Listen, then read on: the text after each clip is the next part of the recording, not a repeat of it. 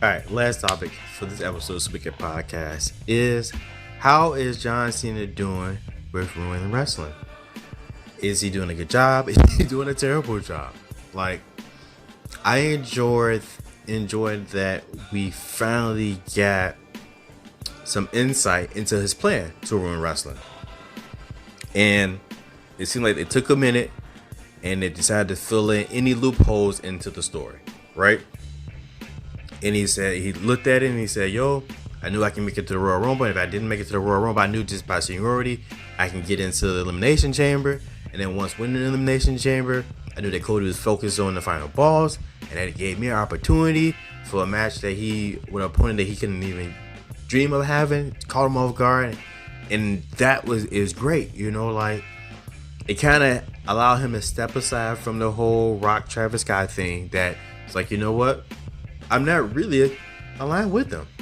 I just saw an opportunity. I seized my opportunity. I'm kind of doing this solo again. And that was cool. They kind of fill in that part. And if we want to believe it, it is what it is. But at least they kind of circle back into it and kind of like touched on the subject, right? So, we got some opponents that he got to run through his farewell tour. You want to see Cody Rhodes again. We got CM Punk. Now they're champions. You got a match with R-Truth, Will he see Roman again, though? Will he see Roman again? Yeah, we saw him with Orton, but I feel like they got to run it back again. But he's always saying people get one and done, and that's it. And with each match ending in a similar fashion as the match beforehand, where he hits the person with the belt 1, 2, 3. Is that his idea of ruining wrestling?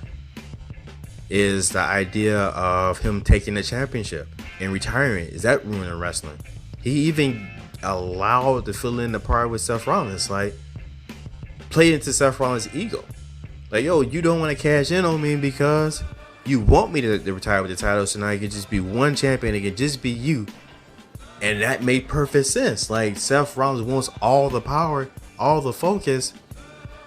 He can have that just by being the one single champion in WWE. I don't know, man.